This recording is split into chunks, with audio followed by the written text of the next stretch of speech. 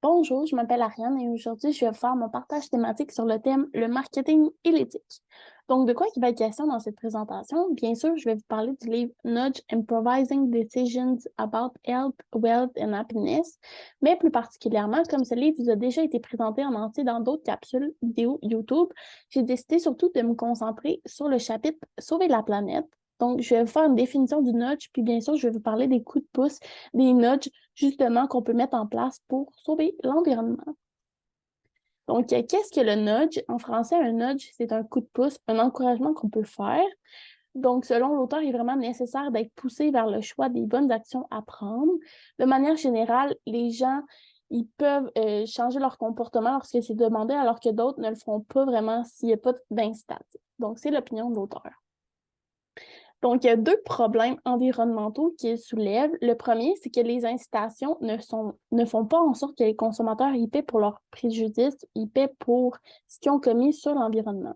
Donc, un premier encouragement, un premier nudge qui pourrait être mis en place, ça pourrait être d'imposer des taxes ou des pénalités à ceux qui polluent. Donc, selon lui, le fait d'augmenter, par exemple, la taxe sur l'essence ferait en sorte qu'il y aurait une diminution de la consommation. Puis, comme deuxième nudge, il trouve intéressant le fait d'instaurer un système de plafonnement et d'échange. Donc, d'après lui, les pollueurs, ils pourraient recevoir ou vendre des droits de polluer dans certaines quantités. Donc, les pollueurs, ils ne seraient pas nécessairement bloqués s'ils voudraient un niveau de pollution plus élevé. Donc, il y aurait juste à payer pour pouvoir polluer plus. En ce qui concerne le deuxième problème environnemental, qui est la production excessive, le nudge qui est présenté, ça pourrait être d'améliorer le processus de retour d'information aux consommateurs en améliorant l'information et la divulgation.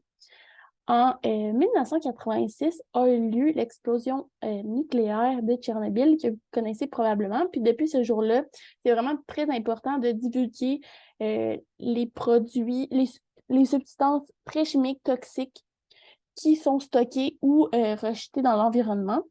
Puis, ça a comme avantage que les entreprises ne désirent pas nécessairement que les médias, que les groupes de défense soient au courant que leur entreprise pollue énormément. Donc, ils font tout pour ne pas figurer parmi la liste des grands contributeurs à la pollution. Donc, pour conclure, je pense vraiment que ça a un bon côté parce que ça protège l'environnement, ça protège les citoyens. Il peut y avoir moins de décès, moins de maladies. Comme on sait, Tchernobyl, ça l'a vraiment affecté une ville en entier. Puis, ça limite ceux qui polluent, mais qui seraient capables de ne pas le faire. Donc, voilà ma présentation. J'espère que vous avez appris des choses. Donc, c'est tout.